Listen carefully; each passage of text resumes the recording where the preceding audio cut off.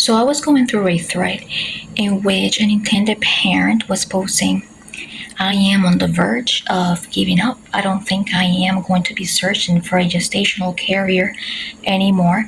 But this may actually be one last attempt. And after this, if it doesn't work out, then that would be it. So before you continue watching this video, please remember this video may be triggering. So if you are an intended parent, know that I please ask that you use discretion before continuing because it contains sensitive subjects. Welcome to That's Just Tara. This is Melissa, Tara's mom. You're going to be able to find this video in the playlist Surrogacy Unlimited. I am going to reiterate this video. If you are not on the right state of mind, if you're going through something extremely sensitive, it may be best not to watch because you may misinterpret it. Okay? I don't want to seem across as someone that's arrogant. I am just being brutally honest.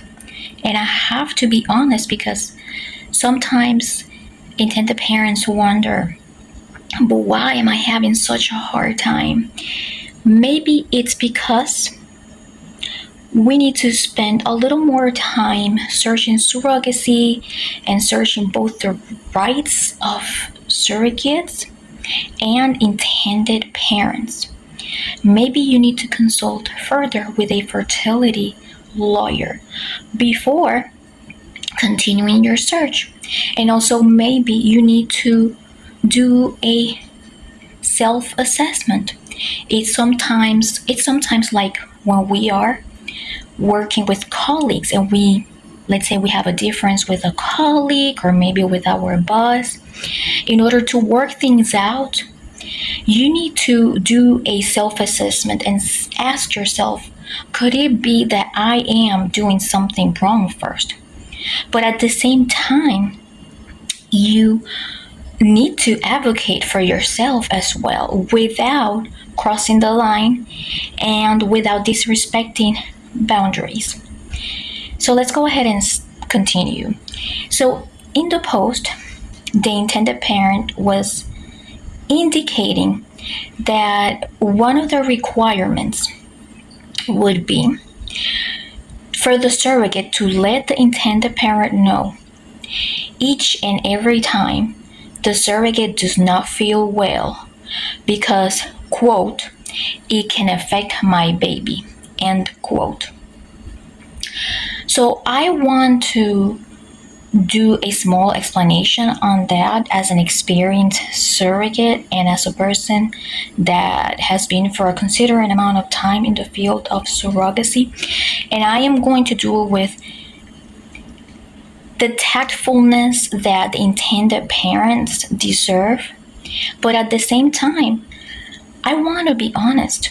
I feel like I need to be honest. In my opinion, I think you may want to research surrogacy for a little while longer and research both the rights of the surrogates and the rights of the intended parents and consult specifically with a fertility lawyer.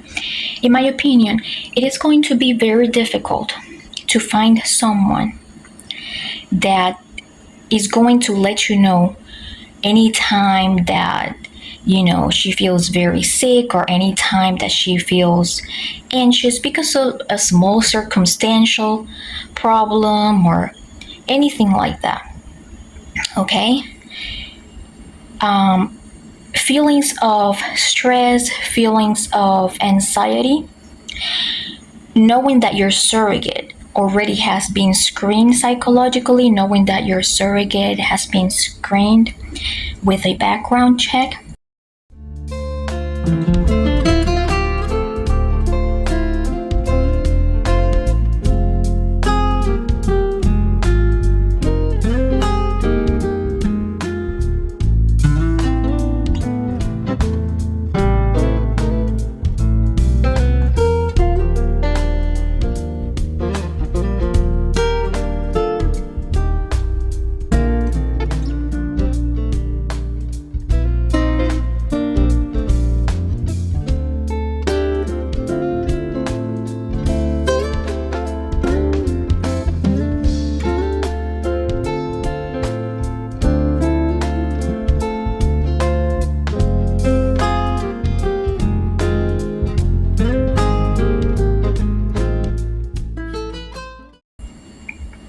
Those little things are very minor. Now, you do have to remember, though, and the surrogate has to remember that most contracts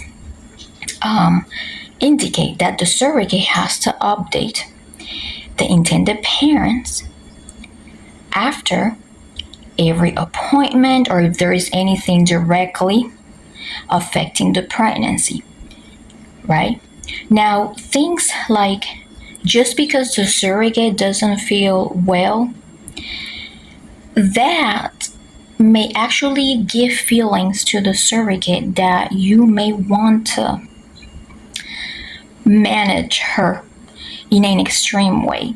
And yes, your feelings are valid when it comes to making sure that that surrogate treats that pregnancy as if it's hers. Those feelings are very valid. But you also do have to understand that you have to trust the surrogate as she will be screened, right? And after she's screened, if she passes and everything, then great. If she doesn't pass any of the screenings, then of course you cannot move on with her. But it is very dangerous to ask a surrogate, to demand a surrogate exactly to let you know, for every time that she doesn't feel well. There are some things that are very minor that may occur. Like I mentioned before, she may feel a little bit anxious because maybe she has to take an exam from college.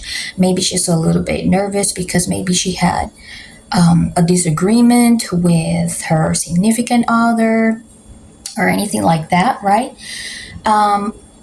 But you have to trust the surrogate in making sure that she is very diligent with any symptoms. Now, if it's something serious, like for example, she fell, she's bleeding, she is experiencing extreme vomiting, and she's telling you, hey, I am on the way to the hospital because I believe I am getting dehydrated from extreme, vomiting. Things like that are worth to share. But the surrogate, she deserves her space, right, as a screened person, and her boundaries are just as valid. Her concerns are valid. And this is one of the things that motivates me to advocate for other surrogates. I love advocating for intended parents. I have done it a lot throughout our YouTube channel. But I also have to advocate for surrogates. And it's nothing against intended parents, but I do think your chances of finding a match will increase so much more when you self-assess and realize that you can only control here so much, okay? And that in order to get through a surrogacy, you have to understand that the goal here is to have a surrogate help you with the process of pregnancy. Yes, you could have promised each other that you were going to have a close relationship, but nobody in the end can force either one to have a close relationship. So I just wanted to remind you of that. And if you're an intended parent, research if you think you can handle being able to trust a screened surrogate, then go ahead and start the process. Please remember that this video does not offer any professional, legal, medical, mental health advice. This is just for entertainment purposes only. And these are just my reactions, thoughts, opinions, assumptions, speculations. Okay? So I just wanted to post this message here today because I know that it may be really sensitive, something sensitive to talk about, but sometimes it is necessary. Sometimes we do need to realize about certain things and, also consider that the surrogate is an individual too that is just as important as your other little human being that is going to be born, God willing, right? But you do have to understand that her boundaries need to be respected as well, and that not every little thing that a surrogate may feel bad about is going to directly affect the baby, because that is not true. That is absolutely not true. Okay, so trust the process. Trust that you are working with a wonderful surrogate that has been screened. Okay, and let's keep things as peacefully as possible. This is just a post, again, that I found on social media today, and I wanted to weigh in case you were interested to hear my part. I hope you have a really good day. If you want to watch more videos like this, don't forget to subscribe.